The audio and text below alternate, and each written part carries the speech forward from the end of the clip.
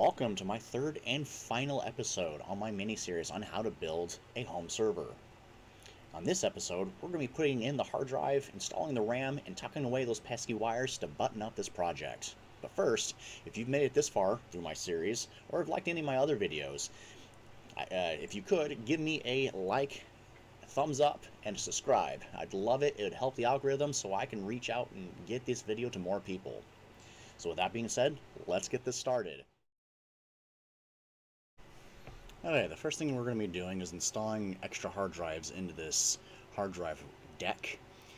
It is important to note from this perspective, I will not be using these hard drives as I'm mostly doing this for demonstrational purposes, so that way you are able to see how this is set up and how I'll be using it in the final form for my server when I actually do get the hard drives I want.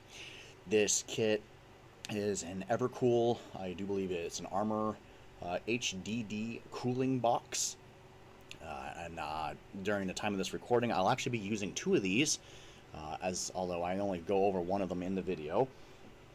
But they are very impressive systems.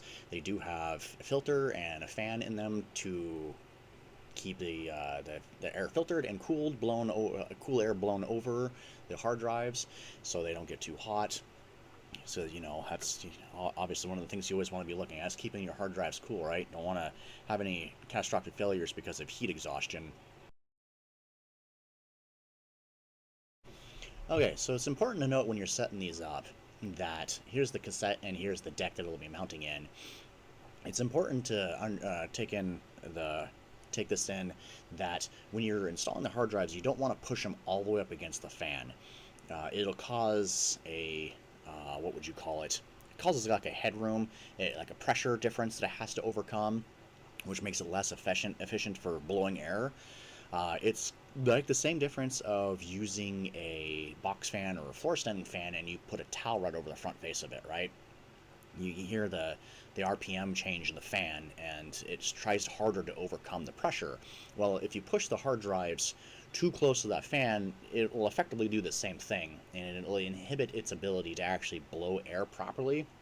So what I'm doing here is I'm actually setting it up so that way the hard drives can slide a little bit of shifting room, so that way I can actually properly set these up. But you want to give it a little bit of room in between the hard drives and the fan, so that way it avoids giving it that headroom or that head pressure, and makes it so that way the air has somewhere to properly flow as it's going through there, right? So with this kit, this is an Evercool Armor HDD. What is it? Sorry, I have the box right here. I had to lean down to grab it. Yeah, an Evercool Armor HDD cooling box. At the time of the completion of this video, I actually have two of these kits in my server, but I only did one of them for demonstrational purposes. Like I said, I'm not going to be using these hard drives in my computer. I just wanted to go over it to show you how this goes together, as I didn't have the hard drives I wanted to use at the time of installation. So I figured showing you was probably a lot better than just skipping it. This cassette or deck that it sits in, the 3.5 version of this can hold 3 of these hard drives, these larger hard drives. It also comes with the kit, the smaller deck that can hold the 2.5 inch drives as well. That one can hold on to 4 hard drives. So regardless if you would like to use the 3.5 or the 2.5 inch drives, it has means to do one or the other, which is very nice. And it gives you options either way. So as I'm finishing up putting the screws into place with the 3 hard drives, I made sure to keep the screws a little loose so that way the hard drives have a little bit of room to shift back and forth, so I can find that right headspace between them and the fan. As you can see here, the hard drives can still move a little bit, and I think what I did is I believe I just decided to push them all the way back, because I think that was just pretty straightforward and the easiest way for me to do it. But once you kind of figure out what you want to do with these, whether you want to keep them forward or keep them back, it's up to you. But those slots make it so that way you have a variety of mounting options. And once you've figured them out, like I'm doing here, go ahead and finally give them that last little tighten get them tightened all the way down and locked in place so that way they won't move. And of course, don't want to forget doing the other side either. I want to make sure that all 4 screws are locked in place and holding that hard drive nice and tight.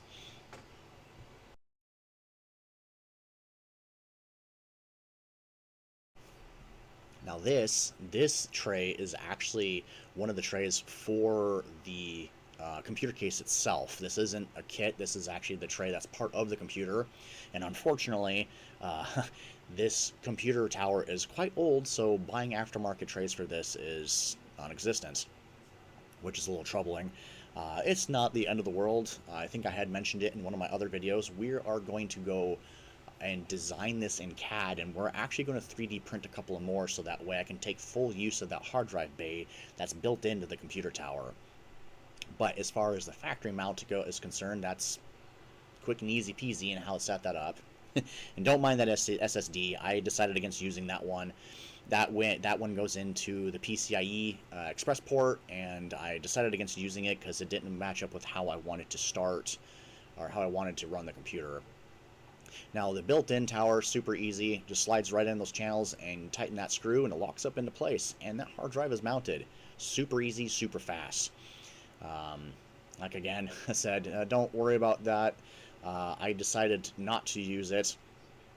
In order to get the motherboard to start off of that hard drive, which is what I originally had envisioned, I was going to have to flash the BIOS with a new, more up-to-date system, and I decided against that, as this was just going to be a server build, and I really didn't find it necessary to have to go through all that trouble, and decided against it. There is the deck of the hard drives, which will, as you can tell, will just sit in where the peripherals sit, like your CD, DVD, Blu-ray player, if those things even exist anymore. But normally that's where they would sit at. There's the filter, and there's the fan to keep the system cool. It's really nice, really handy, all front mounted for that stuff. So it makes it really easy to clean it if need be. But that stuff just sits right up front where any of those readers or players would sit, so it makes it super easy. Just gotta remember to make sure to knock out the doors on the front fascia so that we have space for them. But they mount just like any other, was it 5 1/4, I think, 5 1/4 drive. The spacing, I think, is what it is. It mounts in there just like anything else, so there's no custom work that needs to be done or custom modifications you need to do. You can literally just unscrew your old, in my case, it was the CD player because it was that old, and I just repurposed the screws and put them in that deck and locked it in place. Well, not really lock it in place. I left them kind of loose so that way I can align that deck up with the front fascia so it looked more flush. So they're tight enough to hold them in place for right now. But I do have 2 of those sitting up front, so I had to knock out a couple more plates to get both of them sitting around top of each other, one on top of the other for that. It looks pretty cool, by the way. really awesome little setup for the hard drives. And they are actually really quiet too.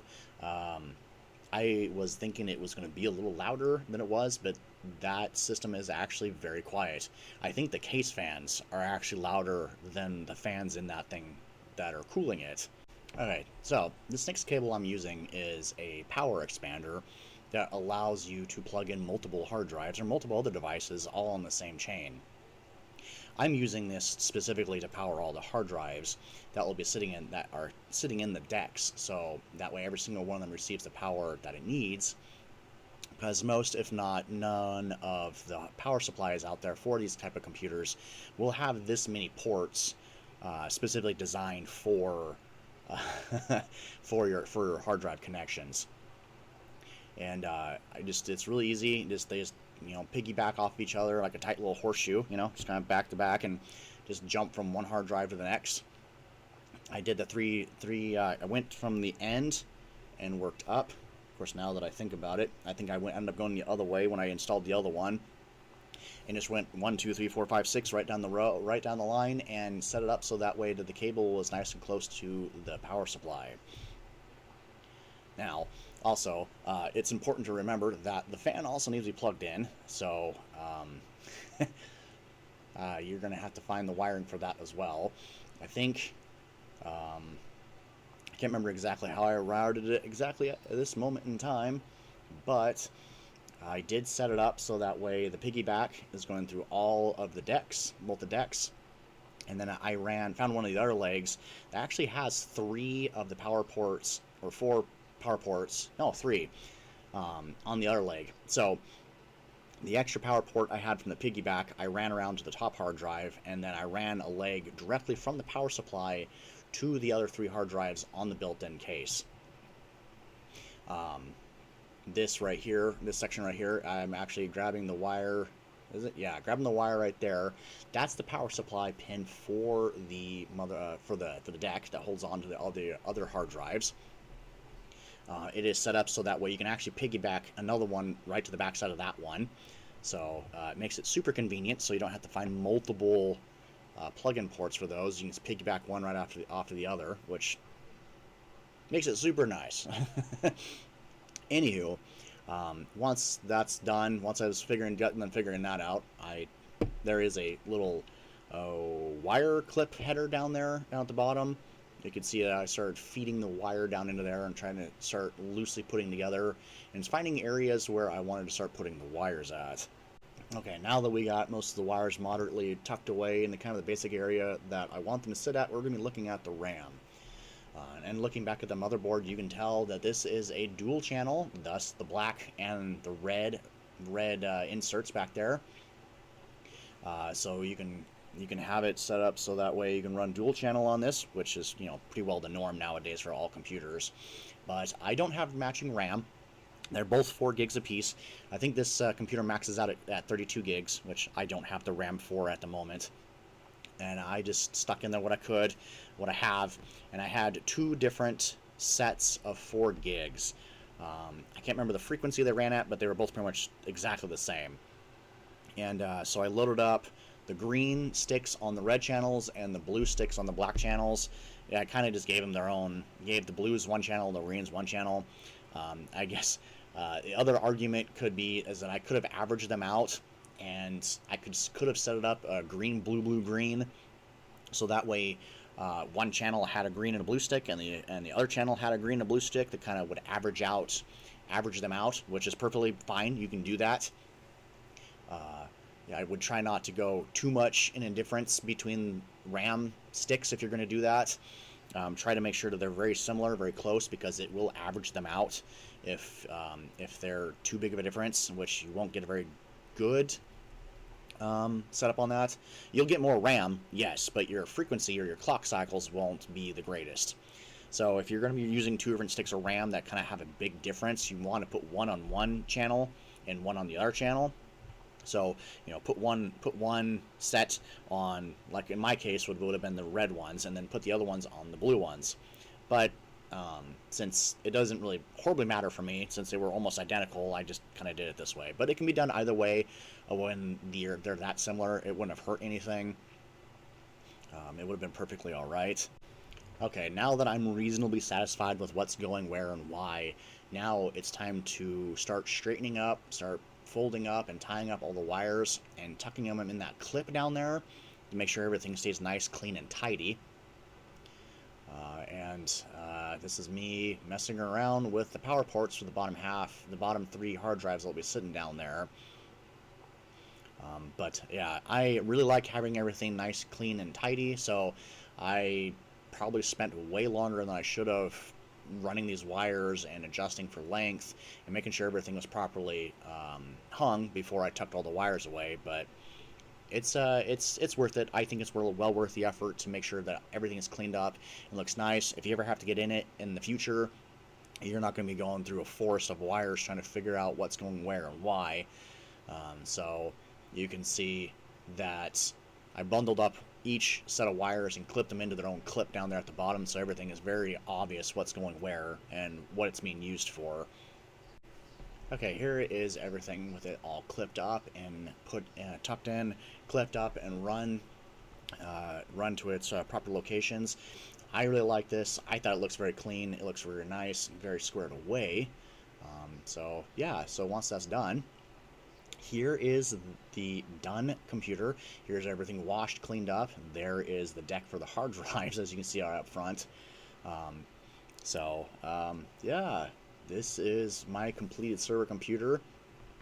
Um, It's also important to note that I do have the fans for it installed now. I know in one of my earlier videos I did not, as I did not have the hardware needed to install them, but it is running 120 mil up front, 120 mil in the back, and one of the 140 millimeters up on top to properly push in and vent out the hot air. Um, so, yeah, and I also have a separator card for the for all the hard drives because there's not enough SATA ports for everything to be used in there. So I had to also buy an expansion card for that, but which I won't be showing in this video. But it plugs in as a PCIe port and just gives you extra SATAs for all your extra connections for your hard drives. So that will be it for this video. As I had stated earlier, this is the last video in this series. We'll be moving off to other things now. I might go over the installation of the TrueNAS that I use, the system that I'm using to run this, and it makes it so that all my computers can have access to it. I may or may not. Well, time will tell, see where we're going with that. But stay tuned. We're going to be getting into more projects, funner projects, and we're going to be diving into other things. Stay tuned. I have an awesome little reveal for my next video, as we are now right around the 1,000 view mark for this. I think is really impressive for such a new channel, and to come this far as fast as we have. I have a special little video specifically for that, so please stay tuned. And again, please like, subscribe, stay tuned, and I hope to see you in some more of my videos.